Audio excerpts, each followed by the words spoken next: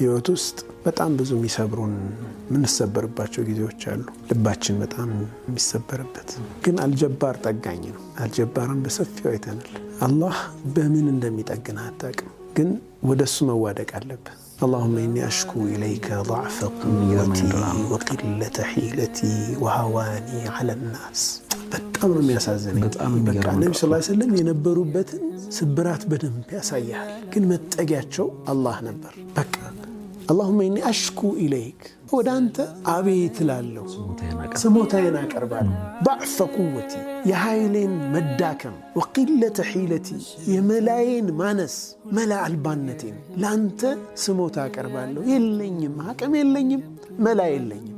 ወሃዋኒ على الناس በሰው ዘንድ መዋረዴን፣ በሰው ዘንድ የተናኩ መሆኔን፣ ማነሴን። ምክንያቱም እብዶችንና ህፃናትን ልከውን ያው ብዙውን ጊዜ እኛ የዋጋ ምንዛሬ ከፍታውን ዝቅታውን ነው የምናየው። ሀገራችን ኑሮ ውድነት ወይም ደግሞ የሀገራችን የምንዛሬ የኑሮ ውድነቱን አናይም። የምንዛሬ ዝቅታ ከፍታ ነው የምናየው። እስቲ ብዙዎቻችሁ ምን አይነት ጥያቄ ያለ ውስጣችሁ ላይ? እኔ ለምሳሌ የአረብ ሀገራት ምንዛሬ ዋጋ ቀንሶ አገሬ ኑሮ ውድነቱ በቀነሰ እላለሁኝ። እንግዲህ ይሄ አንዳንድ የመዳም ቅመሞችን ሊከፋችሁ ይችላል። ምክንያቱም ምንዛሬ ይጨምራል እያላችሁ ብራችሁን ያጠራቀማችሁ አላችሁ፣ ሊከፋችሁ ይችላል። እንዳይከፋችሁ ዝቅም ከፍም ይላል በየጊዜው ማለት ነው። ምክንያቱም አሁን ዝቅ ያለበት ምክንያት ደግሞ የአየር ሁኔታው ልክ እንዳልሆነ ታውቃላችሁ። በየተለያዩ ዓለም ሀገራቶች በሙሉ በአረብ ሀገራቶች በሙሉ ሰላም እንዳሌለ ታውቃላችሁ። ግጭት እንዳለ፣ በዛ የተነሳ ነጋዴዎች የተለያዩ እንቅስቃሴ ንግድ እንቅስቃሴዎች ስለቆሙ ምንዛሬው ትንሽ ዝቅ ብሏል። እንግዲህ ዝቅ እንዳለ አይቀርም። የመዳም ቅመሞች እንዳይከፋችሁ፣ ያልፍልናል፣ 1 ብር ቢጨምርልን፣ 2 ብር ቢጨምርልን፣ 3 ብር ቢጨምርልን እያላችሁ የወር ደሞዛችሁን እያጠራቀማችሁ ለኖራችሁ የመዳም ቅመሞች አብሽሩ። እንግዲህ ዛሬ 50 ብር ገብቷል። የዛሬ ውሎ 50 ብር ገብቷል። ምንዛሬው በጣም ከፍ እያለ ይሄዳል ማለት ነው። ከእንግዲህ ያው 52 ብር እንደገባ ነው የምናውቀው በፊት። አሁን ደግሞ 50 ብር ገብቷል። 49 ብር ነበር ያልኳችሁ ሰሞኑ 49 48 ነበር። ዛሬ ደግሞ 50 ገብቷል። እንግዲህ ከፍ ይላል ማለት ነው፣ እንዳይከፋችሁ። በነገራችን ላይ የምንዛሬ የምንዛሬ ውድነቱ እኔ ምንም አይደንቀኝም። ምክንያቱም የሀገሬ ኑሮ ውድነቱ ቢቀንስልኝ እላለሁ ማለት ነው። እዚህ ምንዛሬው ቀንሶ ሀገር ላይ ደግሞ ኑሯችን በቀነሰ እላለሁ። እናንተስ እስኪ ኮሜንት ላይ አስቀምጡልኝ። እንግዲህ ለእናንተ የተሰማችሁን ማለት ነው። ሰላም አለይኩም ወራህመቱላሂ ወበረካቱ። ድና እየተከበራችሁ የሰኪና ቤተሰቦች እንደምናችሁ ደህና ናችሁ አላችሁ ወይ? አለን ክርስቲያን ቤተሰቦች ሰላም እያለው በጣም ሰላም እዝነት ያያችሁ በታይለያችሁ። እንግዲህ ለቤቴ አዲስ ሆናችሁ ላይክ፣ ሼር፣ ሰብስክራይብ እያደረጋችሁ ቤተሰብ እንድትሆኑ አዳዲስ መረጃዎች እንደዚህ ጠቃሚ ትምህርቶች እንዲደርሷችሁ ቤቴን ሰብስክራይብ አድርጉ። በቀናነት ቪዲዮውን እስከ መጨረሻ እዩኝ፣ አበረታቱኝ። ያለ እናንተ ድጋፍ እኔ የትም መንቀሳቀስ አልችልም። የእናንተን ድጋፍ እፈልጋለሁ ቤተሰቦቼ። የምር እናንተ ድጋፍ በጣም ያስፈልገኛል ጋይስ። ምክንያቱም እኔ ብቻ የኔን ቻናል ማብራት አልችልም፣ ከእናንተም ጭምር ነው። ስለዚህ ቢያንስ እስከ መጨረሻ ይውልኝ፣ ባላስ ወዳችሁ እስከ መጨረሻ ይውልኝ ማለት ነው። የኔ ውዶች አበረታቱኝ። ጎበዝ ነሽ፣ ጀግና ነሽ ትሉኛላችሁ ጊዜ፣ ግን ደግሞ ቪዲዮ እስከ መጨረሻ ቪዲዮ ብዙ አይታይልኝም እና ቪዲዮ ካያችሁ በኋላ ላይክ አድርጉ፣ ኮሜንት አስቀምጡ። የኔ ቤተሰቦች ምርጥና የተወደዳችሁ በትህትና ጠይቃችኋለሁ፣ ድጋፋችሁ ስለሚያስፈልገኝ። እንግዲህ ዛሬ የመጣሁት ስለ ዋጋ ምንዛሬ፣ ስለ አረብ ሀገራት ወይም ስለ ዱባይ፣ እኔ ስላለሁበት ቦታ ብቻ ነው የምነግራችሁ። ዱባይ ላይ ዛሬ አፕሪል 19 ነው፣ በእኛ ሀገር ደግሞ ሚያዝያ 11 ነው በአቆጣጠራችን፣ በኢትዮጵያ አቆጣጠራችን ማለት ነው። እንግዲህ እኔ ሰሞኑን እንግዲህ 49 ብር ነው 48 ብር ነው የነገርኳችሁ። እንግዲህ አሁን ደግሞ ዛሬ በዚህ ሰዓት ላይ ያለው ዋጋ ምነግራችሁ ይሆናል። አብራችሁኝ እንድትከታተሉ በትህትና ጠይቃችኋለሁ። ላይክ፣ ሼር፣ ሰብስክራይብ ማድረጋችሁን እንዳትረሱ። ለቤቴ ድጋፍ ያስፈልገዋል፣ ድጋፋችሁ እንዳይለየኝ።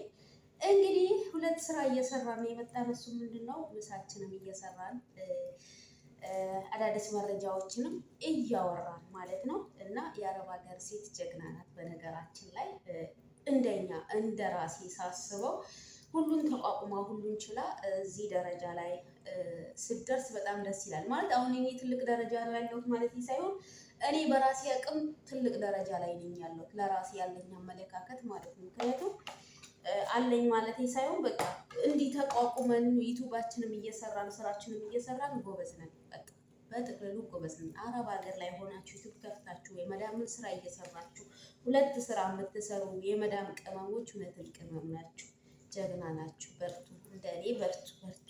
እኔም ተስፋ አልቆርጥም በእናንተ ብርታት፣ ተስፋ ስለማልቆርጥ እናበረታችሁ።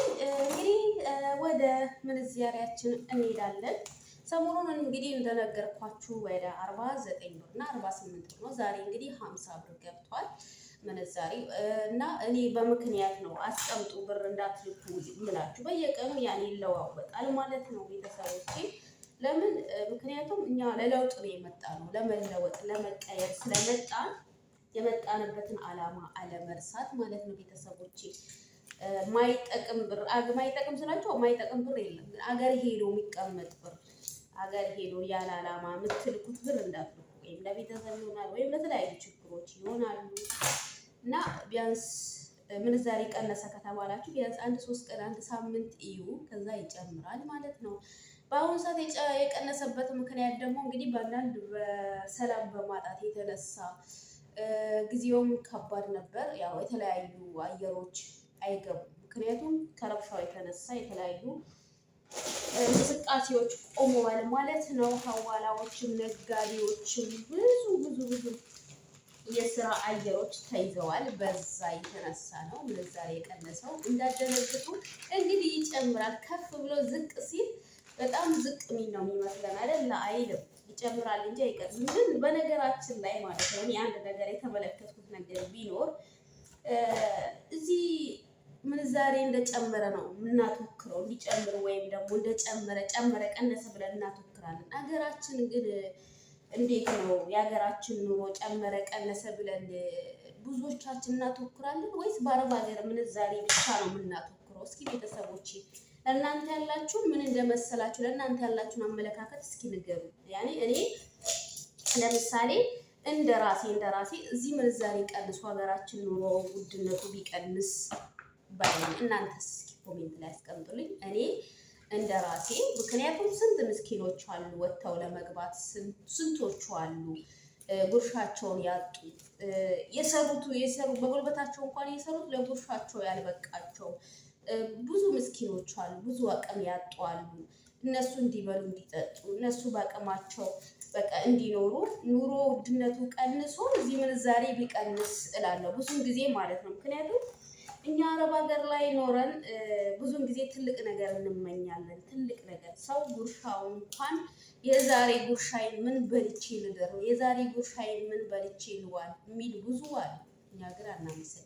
እኛ ባለን ለመጨመር የሆነ ነገር ያስፈልገናል። በቃ ቤት ሶፋ ስታበሩ ቤት የሆነ ነገር ቤት ሆነ በቃ የሆነ ነገር ቢኖረኝ የሆነ ነገር ባለ በላይ ነው የምንመኘው ማለት ነው። ምክንያቱም ምኞታችን አያልቅም። የአረብ ሀገራትን ብልጭልጭ ነገሮችን አይተን ብዙ ነገር እንመኛለን። አልሐምዱሊላህ ሀገራችንም ተሻሽሏል። ብር ይኖራችሁ እንጂ ብዙ ነገር ማድረግ ትችላላችሁ። ግን ደግሞ በዛው ልክ ኑሮ ውድነቱ በጣም ከባድ ሆኗል ማለት ነው። ሀገራችን ላይ ዛሬ 10,000 ብር ይዛችሁ ብትወጡ የቤት ማቴሪያል ወይም የቤት ቁስ ዝም ብሎ እኮ የቤት በቃ ለዚህ ቤት ላይ ምግብ ምናምን ለማብሰል ሽንኩርቶች እነ ድንቾች እነዚህ ምናምን 10,000 ብር ይዛችሁ ብትወጡ ምንም ነገር መግዛት አትችሉም ነው የሚሉት ብዙውን ጊዜ ማለት ነው። እውነት ነው። ዛሬ ኑሮ ውድነቱ በጣም ከባድ ሆኗል። እዚህ ጋር ምንዛሬውን እያየን እኛ የሀገራችንን ኑሮ ውድነት እያስተዋልን አይደለም። እና ብዙውን ጊዜ በምንዛሬ አታተኩሩ ቤተሰቦቼ። ምንዛሬያችን ቀንሶ እንኳን ሀገራችን ኑሮ ውድነቱ ቢቀንስ ባይ ነኝ። ለእናንተስ ምን ትላላችሁ? ምን ተሰምቷችኋል? የሀገራችን ኑሮ ውድነት እና ምንዛሬን ስናየው ምን ይመስላችኋል? እስቲ እናንተ ምን አላችሁ? ኮሜንት ላይ አስቀምጡልኝ ማለት ነው። ለእኔ የተሰማኝን የነገርኳችሁ። ምክንያቱም የቀን ጉርሻቸውን የሚመኙ አሉ። የቀን ጉርሻቸውን ያጡ ምስኪኖች አሉ፣ ድሃዎች አሉ፣ ለምነው የሚበሉ አሉ። እነሱ እንኳን አቅም ኖሯቸው ጉልበት ኖሯቸው ሰርተው ገንዘብ አግኝተው በቃ በዛች በትንሽዬዋ ገንዘብ ቤታቸውን፣ ኑሯቸውን፣ ጉርሻቸውን በገሩሱ ላለው ብዙ ጊዜ ማለት ነው። ወላሂ በቃ አንዳንድ የሰራችሁት ገንዘብ ለጉርሻችሁ ማይሆን ራሱ አለ። እኛ እናመሰግን ባለን ለመጨመር በቃ የተሻለ ኑሮ ለመኖር ነው የምንጣጣረው። አላህ ሁላችንም የተሻለ ህይወት ይስጥን ይገባናል። በነገራችን ላይ ለመዳም ቅመሞች ብዙ ነገር ትልቅ ነገር ብንመኝ ራሱ ይገባናል። እኛ የተደላደለ የተመቸ ምቾት ህይወት መኖር ይገባን ነበር። እንግዲህ ብዙ ጊዜ ደግሞ አይሳካልም። ከስንት አንዱ ነው የመዳም ቅመም ጥሩ ትዳር፣ ጥሩ ባል፣ ጥሩ ቤት ሰጥቷት ከስንት አንዱ የተደላደለ ህይወት የሚኖር አለ። ከስንት አንዱ ማለት ነው። እና ብዙዎቹ በቃ በትዳራቸውም በምናቸውም ስኬታማ ያልሆኑ አሉ። ብዙ እንሰቃይ እህቶች አለን። አላህ እንግዲህ ለእኛም ደግሞ የምናርፍበትን ቀን ይስጠን። አዎ ሰው እያላችሁ እንዳሌላችሁ ለምትለፉ እህቶቼ ሀሳባችሁ የምታካፍሉት ያሌላችሁ በቃ ምን ልበላችሁ ውስጤ ባወራው ራሱ እኔ እንጃ የሚያልቅ አይመስለኝም። ለእንደኛ አይነቶቹ አላህ ይድረስልን። ብዙን ጊዜ ሰው ባለው ተብቃቅቶ ባለው ደስተኛ ሆኖ የሚኖረው ሀሳቡን የሚረዳ ችግሩን የሚያቀልለት በቃ ጭንቀቱን የሚያቀልለት ሰው ሲኖር ባይኖራችሁ ራሱ ደስተኛ ሆናችሁ ትኖራላችሁ። ወላሂ ይሄን አስተውሉ እና አላህ ሀገራችንንም ኑሮውንም ርካሽ ያደርግልን። አላህ ሀገራችን ሰላም ያደርግልን። ፍቅርና ሰላም ደስታ አላህ ይስጠን።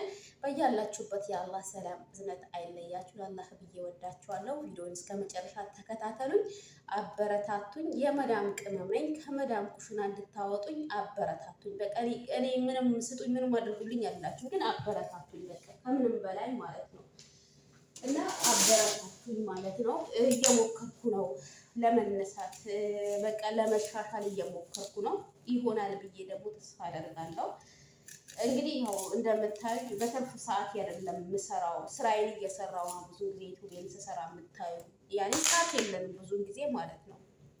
ታውቃላችሁ እናንተ ያላችሁበት ህይወት ነው ይሄ። የኔ ብቻ ሳይሆን የሁላችንም የመዳም ቅመሞች ህይወት ነው።